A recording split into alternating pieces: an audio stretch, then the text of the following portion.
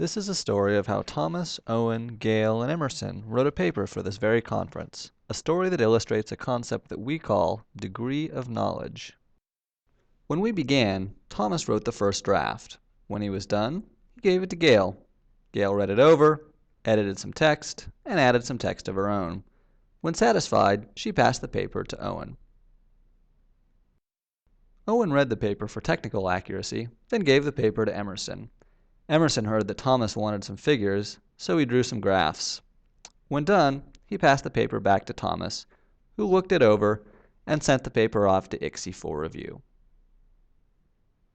Months later, all four co-authors received an identical email. Dear Thomas, Owen, Gale, and Emerson, congratulations! Your paper was accepted to Icse 2010. Now before anyone could celebrate, something very strange happened. A little owl spoke. The owl said, Thomas, would you like to book a flight to Icse 2010?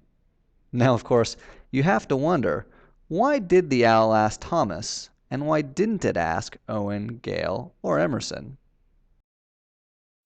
The answer is what we call degree of knowledge. Degree of knowledge captures how familiar a person is with an artifact at a certain point in time.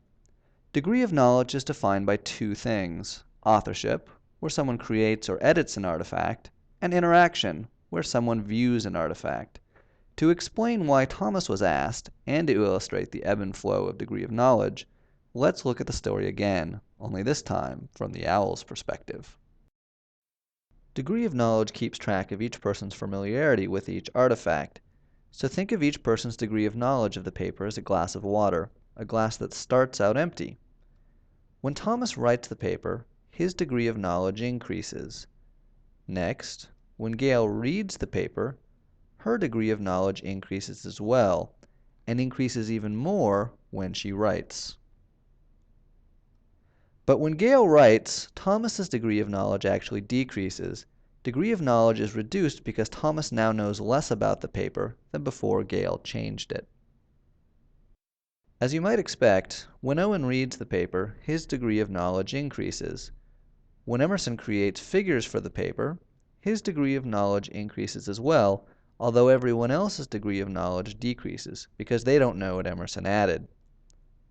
Finally, when Thomas reads the paper for the final time, his degree of knowledge increases as well.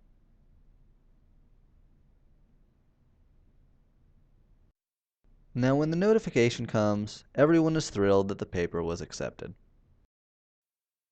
When he sees the email, the little owl looks at everyone's glass. Because Thomas's glass is the most full, the owl recognizes that Thomas knows the most about the paper, and thus is the best person to present the paper at the conference. So without further ado, Mr. Thomas